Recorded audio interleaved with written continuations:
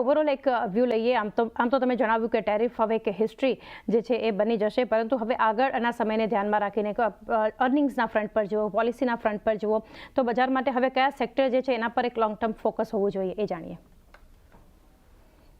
જેમ મેં ટિપ્પણી શરૂઆતમાં કરી ચાંદી કે વ્યાજ દરો અને ચોથા ત્રૈમાસિકના પરિણામ હવે બજારને ટૂંકાથી મધ્યમ ગાળામાં દશા અને દિશા આપવાના પ્રયાસ કરશે અને ત્યારબાદ પછી આપણે ચર્ચા કરશું ચોમાસાના અનુમાનને લઈને. અને મેં વ્યક્તિગત સ્તર પર એક અભિપ્રાય એ બી આપ્યો છે કે આ બધી પરિસ્થિતિને કદાચ થોડો સમય લાગશે બજારમાં સ્થિરતા આવવા માટે. અને મારો અભિપ્રાય એ જ છે જે મેં પહેલા આપેલું કે જૂન પશ્ચાત જુલાઈથી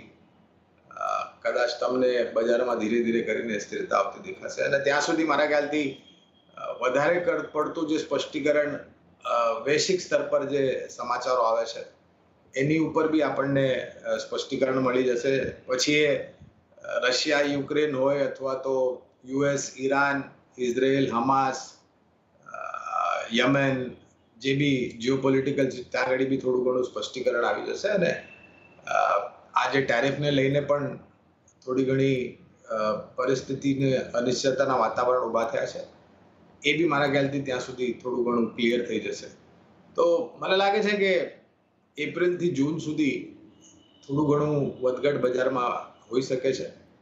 ટૂંકાથી મધ્યમ ગાળા માટે તમે કારોબાર કરતા હો તો તમે તમારી બુદ્ધિમત્તાનો પ્રયોગ કરો અને જો તમે રોકાણકાર હો તો ઘટાડે લાંબા ગાળા માટે સારી સક્ષમ મજબૂત કંપનીઓમાં રોકાણ કરો.